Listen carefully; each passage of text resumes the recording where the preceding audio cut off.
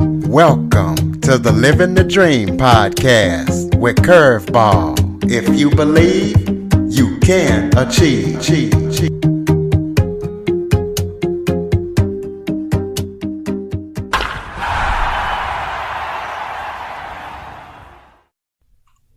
Welcome to the Living the Dream with Curveball podcast, a show where I interview guests that teach, motivate, and inspire.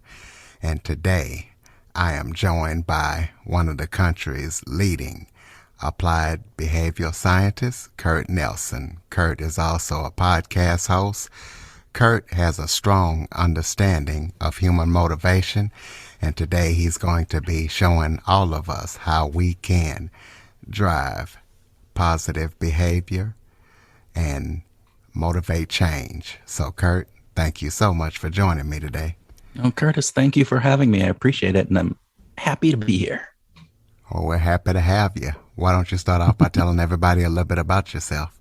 Yeah, so I am a behavioral scientist, which basically means I try to understand why we as humans do what we do. So it's a psychological background. I have a PhD in IO Psych, where I take a look at human dynamics, human behavior, human decision-making, and try to understand what are the underlying causes behind why we do things. And one of the things that we realize from studying humans and their behaviors is that, we don't always act in ways that we think we should or that we think we would act in certain situations or environments. And so one of the things that we try to understand is, when do those kind of irrational or different types of behaviors happen, as opposed to when we do act in the ways that we want to do. And so those are some of the interesting pieces that we do. And a lot of my work is really focused in on employee motivation, employee engagement. And so really trying to understand what are the motivational factors behind how people get to do and want to do what they want to do. Well, you're one of the top applied behavioral scientists in the country. So explain to people what applied behavioral science is. Yeah. And also explain how you got started. Oh, fantastic. So applied behavioral science is basically just taking the research that, the researchers who are out there studying this in the university setting typically, and they're going out and doing studies and research applications and trying to figure out some of the mechanisms behind why we do what we do. And the applied people are taking that and we're applying it into real world situations, into work situations, into our life situations. How do we change? How do we drive the appropriate behavior change? How do we persuade people? All of those types of factors that impact any type of kind of human behavior, human decision-making component within that. And, the story behind how I got interested in this, I've always had a fascination with people, right? You're working in any type of job, in any type of situation, whether it's a nonprofit, for-profit, government, it doesn't matter where you are, but you're dealing with people. You're dealing with others, and you have to understand how they're reacting to you and how you're reacting to them. And so it's always fascinating to me, how that works. And so I actually I was getting my MBA way back many years ago, and I took a class on consumer behavior. And consumer behavior was really just basically understanding why people buy things when they do. And so one of the interesting pieces is that we will buy something if it's priced at $2.99, much more likely than if it's priced at $3. And you go, oh, well, that seems strange. It's a penny. And actually, if you price something at $3.01, there's no difference in the amount that people buy that same product. But if you price it at $2.99, still a penny different. People buy it a lot more. And it seems irrational, right? That penny difference between $2.99 and $3 and $3 and $3.01, same penny, doesn't matter. And in the big scheme of things, pennies don't really matter that much. But because of the way that our brain interprets it, we are much more likely to buy something at that $2.99. And that just seemed really crazy to me. And then there are a number of other factors that come into that. And so I wanted to study and understand why. Why do people buy something at $2.99 as opposed to $3? And why do people You know, go, why can't you get a taxi cab on a rainy day in New York City, when all economists would say, oh, that's when the taxi cab driver should be out in force because it's easier to get a ride. And so they're going to be making more money. But what indeed happens is that taxi cab drivers don't stay out because they make the amount of money they want to make in a day, and then they cut, then they call it off. And so all of a sudden you don't have as many taxi drivers out there. So a number of those types of different things have that just really kind of intrigued me. And that's what got me interested in this. And I started to study it. Explain how behavioral science can help people make positive change in their lives. Mm. So, Curtis, that's a really great question, because, you know, when we think about behavioral science, and again, when I talk about behavioral science, it's a pretty wide swath of research and different pieces that people are doing, but it's really looking at why are we making the decisions that we make, and why are we doing the behaviors that we do. And so if we can understand how that works, we can be better informed and make better decisions and do the behaviors that we want to do, as opposed to doing things that may not be in our self-interest, best self-interest in the long run. And so just I'll give a little bit of an example on this. So when we think about, you know, the behaviors that we do on a day in and day out basis, you know, oftentimes those behaviors are being run at a level of consciousness that we're doing habits or routines, and we're not really thinking about them. And so in those instances, that's done for a reason. We've evolved that way for a reason. And oftentimes it's the right thing to do. We don't want to have to really think about, you know, jumping out of the way when we hear a car horn and we're crossing the street, right? We know that we want to be moving really fast in those instances. But if we're making a big kind of decision, maybe even not a big decision, a medium-sized decision, you know, should I go along with this person who is trying to sell me something, and I'm being in, you know, they're swaying me with all of these components around, all these other people are doing it, look at the great value that it is, and trying to persuade me in a number of ways. Well, if I understand how we typically respond, that we are more likely to say yes to things because other people are doing them, even if it's not necessarily something for us, or if they frame something in a manner that is, hey, we priced this at $300, but for you, I'm going to give it to you at $100. And so that's a big discount, but we're framed in various different pieces that it's up there high. If we understand that, we can make better decisions and we can have better behaviors around that. And so the applied side of this, I think, is really interesting, because when we as humans understand ourselves better, then we are much more likely to make better decisions. And that, I think, in the long run is a really good thing for people, and it helps them live a better life. Well, let's talk about self-motivation. Give people some tips on self-motivation. So motivation is one of those really interesting pieces. And so I will tell you, everybody has a different motivational profile. So what motivates you, Curtis, is going to be different than what motivates me. That's different than what motivates my wife. That's different than motivates, you know, the person down the street from us. And so we all have a unique type of motivational profile. Now, that's not saying that we don't have commonalities, that we don't have things that drive us. And when we think about the big picture, when we're looking at the research and kind of how the researchers talk about this, there's extrinsic rewards, right? Those are those things outside of us that we want. And so we will do things in order to get them.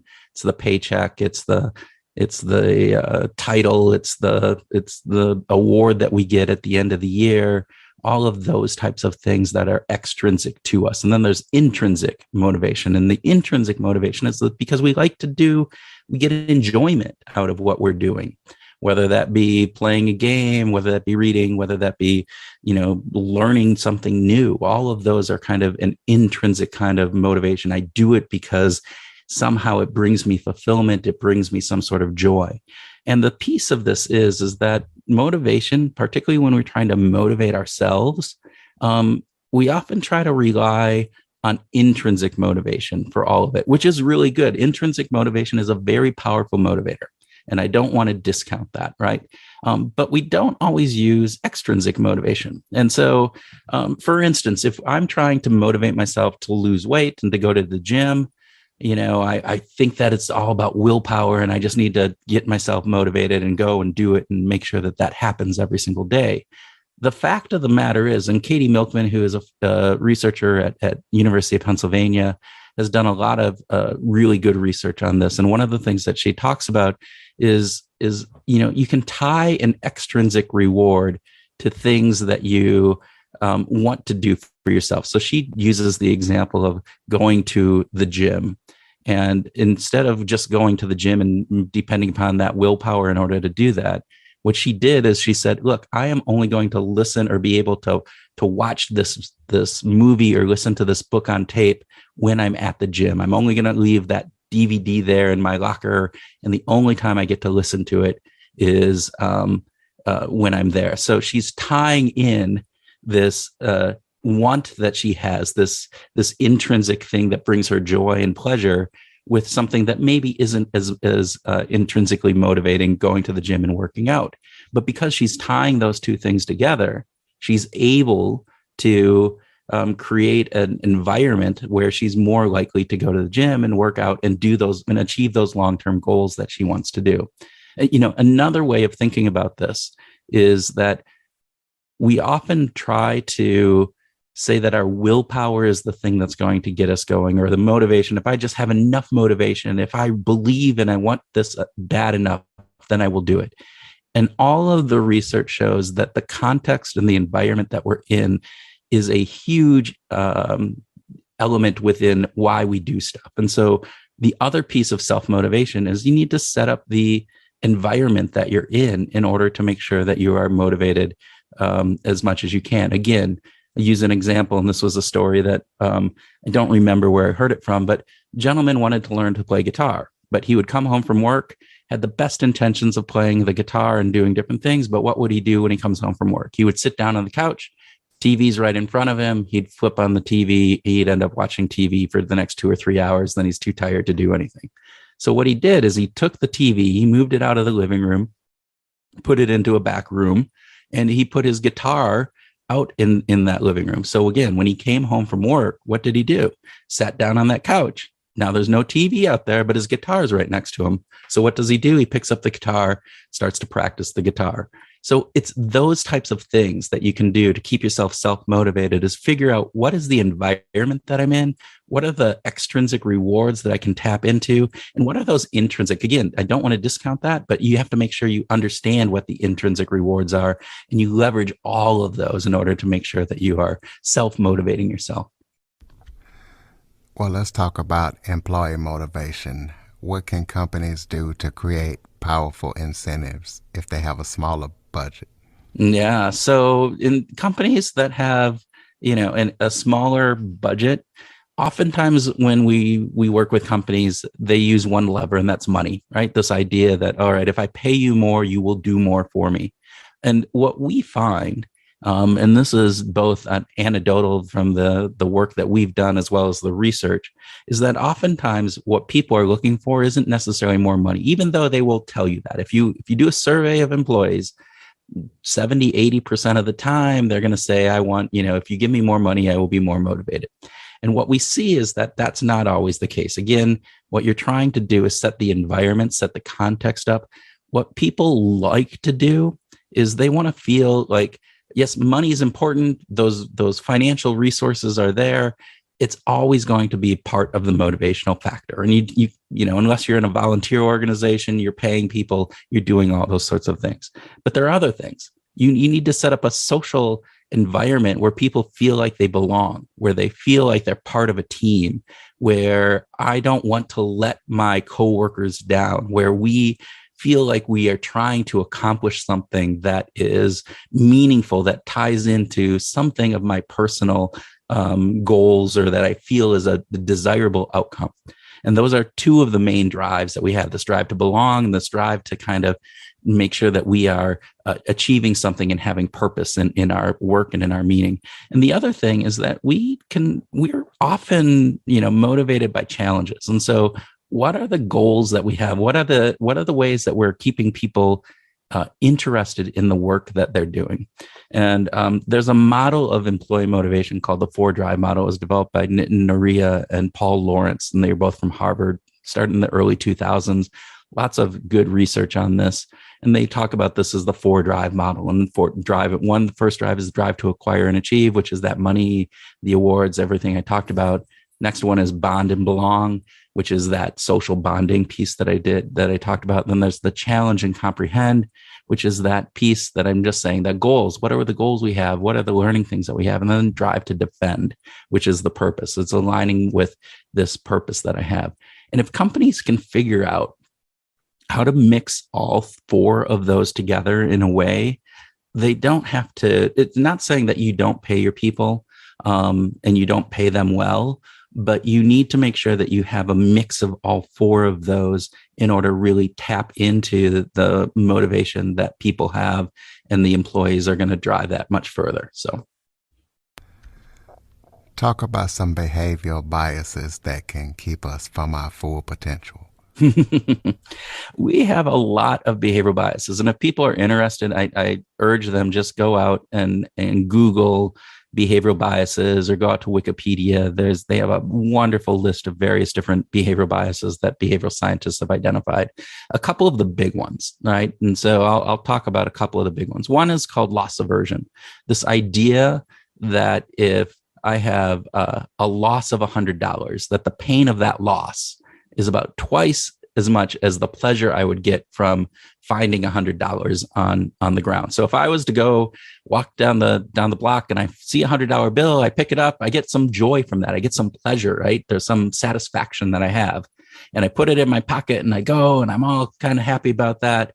And then I get to the store and I realize, oh, wow, I had a hole in my pocket that $100 bill fell out. The pain that I feel from losing that $100 is twice as much as the pleasure that I got from getting it. And that comes with a lot of different things, not just money, but, any type of loss that we feel, that we are more inclined to fear the loss than the equivalent gain.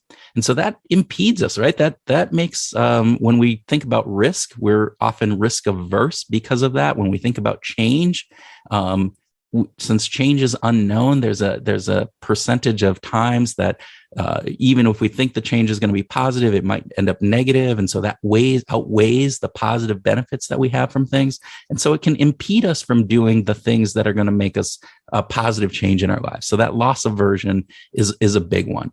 Another bias is one that's called confirmation bias. And this one you might have heard about. It's this idea that our brains are doing a lot of stuff in the background as we're taking in information, as we're thinking about different pieces. And our brains are wired in such a way that when information comes in that supports a pre-held belief that we have. So if I believe that, red cars are better than blue cars, for whatever reason that would be, and I see some information out there that might say, hey, red cars are really good, but also blue cars are really good. When I see that information, what I take is that red cars are really good. And my brain doesn't even process that blue cars are good as well. It just processes that the red cars are good. And so what it does is it reinforces our pre-held beliefs. And if there's contradictory evidence, so in other words, if I saw something out there that said, wow, red cars are really poorly built, and so red somehow, makes the metal decay faster in your car, my brain actually, usually what we should do is go, oh, wow, I take that information in and I might reassess my belief about red cars. But most of the time, what we end up doing is our brain does these mental hurdles and different things, gymnastics, and we discount, oh, that researcher is biased. That researcher doesn't know what they're doing, or that information is incorrect. It's fake news, whatever it would be. And we discount it. And sometimes we have what's called the backfire effect. And if we realize that there are things against us, we'll double down on our pre-held belief even stronger than when it was originally done if we hadn't seen contradictory evidence. And so confirmation bias is one of the biggest biases that hold us back, because if we're really trying to live a life where we want to live this world that has, based on reality, based upon the facts, based upon how things are, we want to make sure that that our brain isn't fooling ourselves into believing things that we already pre-believe. And that ties back into our social identity, which is another bias that we have, that we will align with groups that we identify with. Even if we don't necessarily agree with everything that the group does, all of a sudden we interpret what the group is doing as our own identity, and therefore we become part of the group. And there's some elements of evolution and tribalism and various different pieces within that. And there's a whole wide swath of these types of biases that are out there, many of them kind of influencing how we make decisions or the way that we behave. And they're all really fascinating because oftentimes they're contrary to what we believe we would be doing in the perfect world. Give people some tips on better decision making as well as building and keeping healthy habits. Great question. So when we think about decision making, one of the things that we tend to do, and again, this goes back to confirmation bias that I already talked about, but this idea that we make decisions and we either are fully in, or it's like a yes, no, it's a black, white, it's all of these types of things. And really good decision makers are people who do a couple different things. One is before we make, and again, I'm not saying about every decision that we make, if I'm going to put cream in my coffee in the morning, or if I'm going to, get the large, Big Mac versus a chicken sandwich, different pieces along that line. But a lot of the decisions that we make, what we want to do is we want to sit there and try to figure out, all right, if I make decision X, what's the likelihood that the outcome is going to happen? And what we tend to do is we either say, it's 100% or it's 0 is our kind of our default. And in reality, it's never that, right? There's always an element of chance that comes into play. There's an element of other factors interpreting, or we may not just have all the information available. And so even if we can go, and when we make decisions, we go, I'm about 80% sure on this, or I'm 90% sure, or even 99.9% sure. What that does is it changes the way that our brain processes information. And what we're doing is then when new information comes in, or when we are looking back at what we were doing, we can reassess. We can reassess how those decisions are made. And so we can learn. And one of the big things about decision making is that the more we can learn about how we make our decisions, the better that we can be in those decisions that we make. So in other words, if I understand that I thought that this was going to be an 85% chance surety and it turned out to be false, well, when I come into another situation that is similar, I can take that information and I can go, oh, last time I thought this was about 80%. I still think it's about 70%, but now do I weigh that decision differently because now the likelihood of success is 70% instead of 80 or 85%? Yeah, I will. It will change how I make that decision. The other thing from a decision-making perspective, Annie Duke, who is she was a world poker champion, and now she gets into decision-making and has some wonderful popular books out there. She talks about this idea that we put too much emphasis oftentimes on decisions where we don't really have to think about them so much and put a lot of energy into them. Should I get the fish or should I get the steak at this restaurant? Particularly if it's a restaurant that I come back to over and over and over again. The downside of making a bad decision is maybe a meal that I'm not going to enjoy quite as much as if I would have ordered the steak or if I would have ordered the fish or vice versa.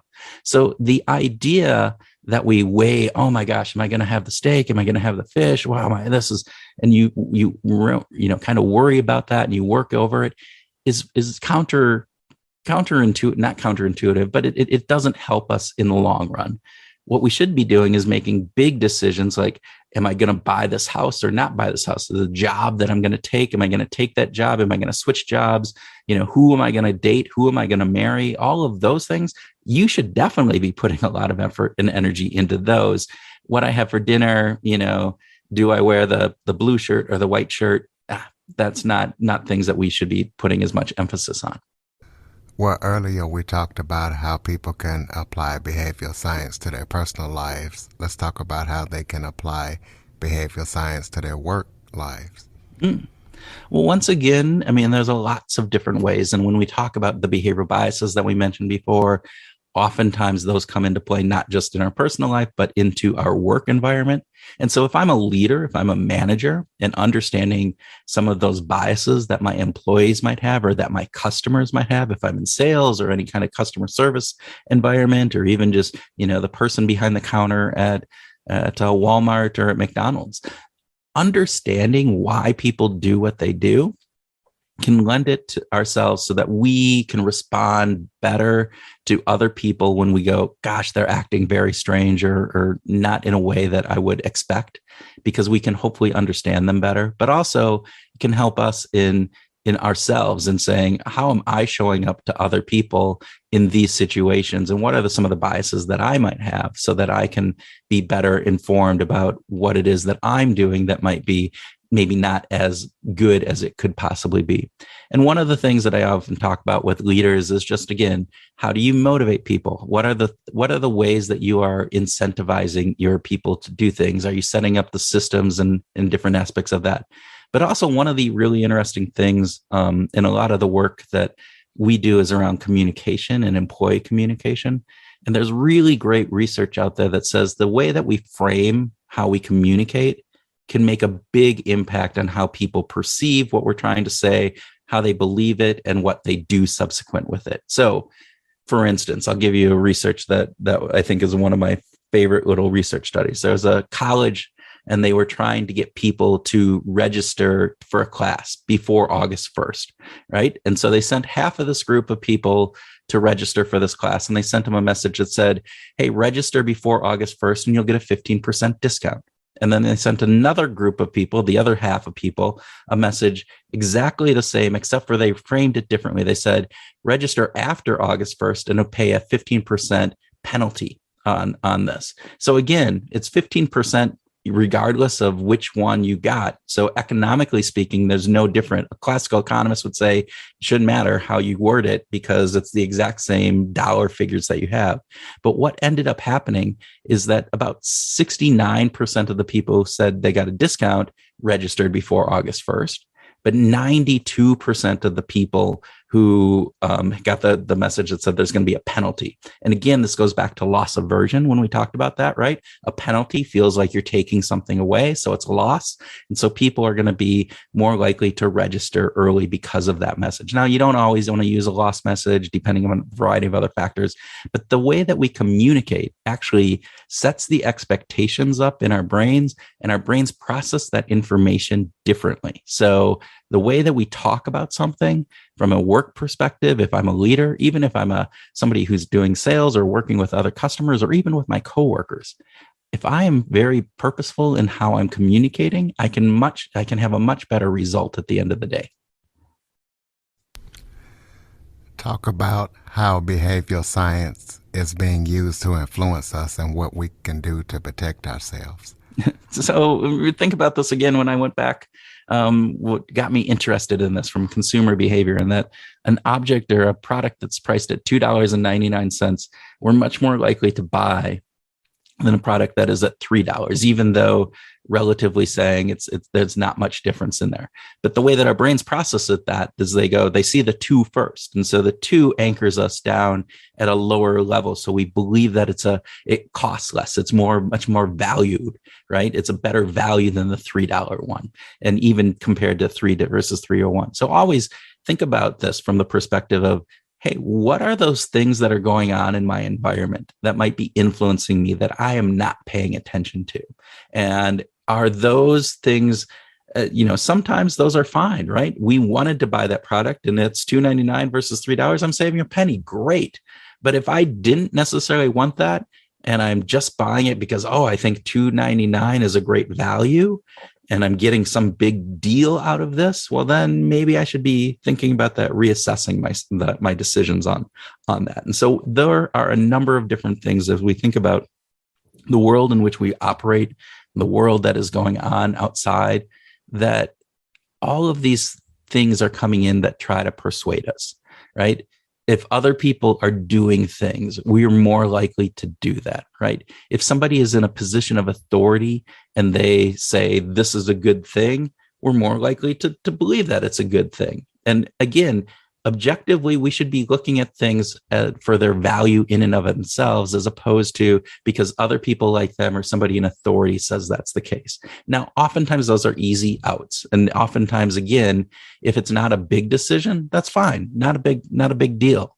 But if it's something that is important to you, then you should be making sure that you understand all of those factors that are influencing why you think something is the way it is. And if we look out in the world today with all the different divisions and political strife and a variety of other things, again, behavioral science can help us understand, hey, maybe I'm believing this because, other people that are in the same group that I'm in are believing this, and it doesn't necessarily agree with what I believe at the core. And so there's a variety of other factors that you think about from a behavioral science perspective that come into play for that.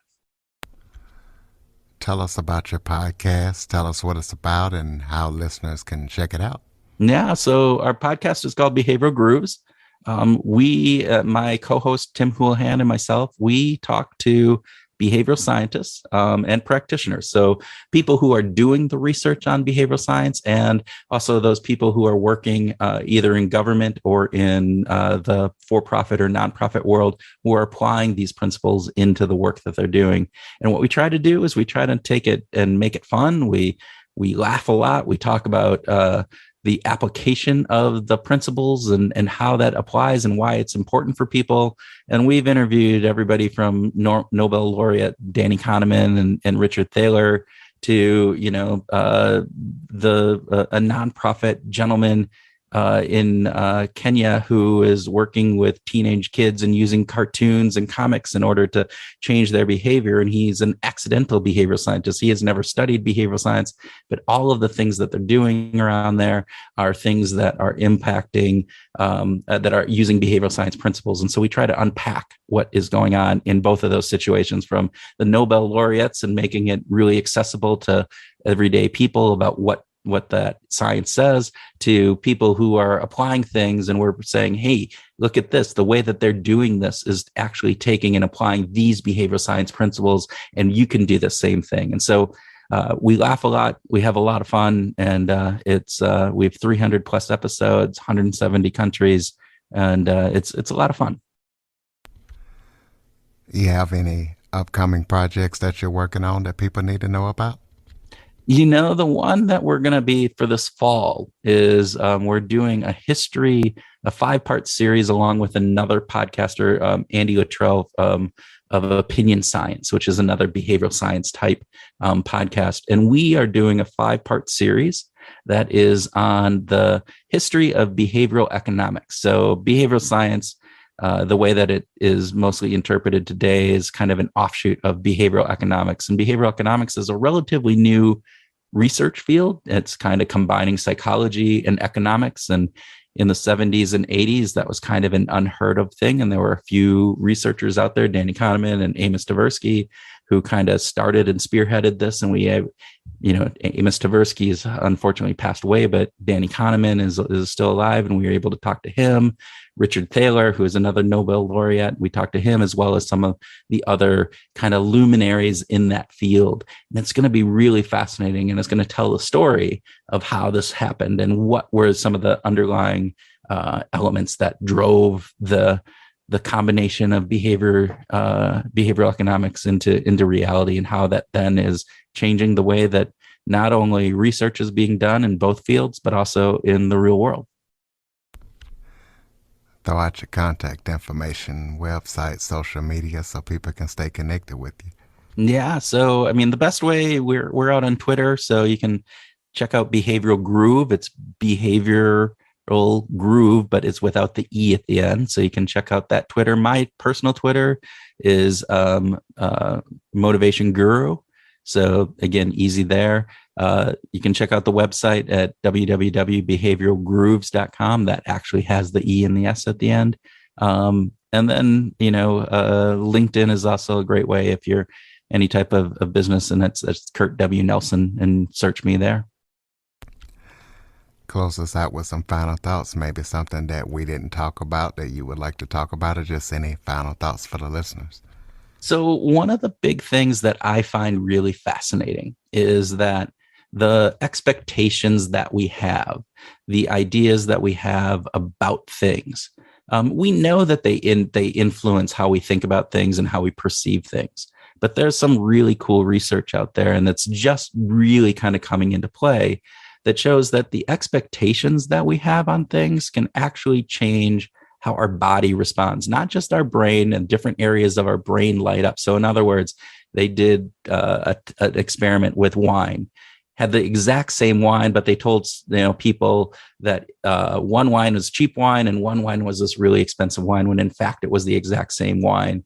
And they put them in what's called an fMRI, basically a brain scan that looks at the areas of the brain that lights up when they're doing this. And so they had them drink the wine. And when they drank the cheap wine, a different area of their brain lit up than when they thought that it was an expensive wine. And the expensive wine, again, the area that lit up was associated with higher enjoyment and variety of other things. And again, the wine itself was exactly the same. So that wasn't any different. But the way that our brain responded to that wine actually changed how it tasted for people. And so they thought that when you asked them, they said that the so-called expensive wine was much more tasteful. It was better wine, all of these things. And we go, oh, well, they just are making that up. No, their brain actually is saying that wine tastes differently because the different areas of their brain light up. There's other research that shows the same thing happens with kind of gut peptides in our gut when we think about if we're going to have a milkshake that's high in fat and rich and luxurious, indulgent shake versus a sensible shake. And these these hormones in our gut that tell us if we're full or not full, they change based upon the expectation. Again, exact same shake when they do these research, but the measurement of this gut hormone actually changes just because of the expectation that people have. And so again, it's really important to understand, how are we thinking about things? You talk about this at the beginning, right? Of the show, is like, hey, let's make a great world. If we expect to have certain things, it's not saying that you can just expect things to be great and they're going to be great. But the expectations that we have about things, and the more positive we are, the more likely that they're going to have a positive result. So I always encourage people to look at the glass as half full as opposed to half empty, because it actually changes how we interpret the world and how our body responds. Ladies and gentlemen, behavioralgrooves.com. Be sure to check out Kurt Nelson. He's everywhere. And Facebook listeners, you can catch the Living the Dream with Curveball podcast on your favorite podcast platform. Android listeners, go to the Google Play Store and download the Living the Dream with Curveball podcast app. Kurt, thank you so much for joining us today. Curtis, thank you. It was my pleasure. For more information on the Living the Dream podcast, visit www.djcurveball.com. Until next time, stay focused on living the dream.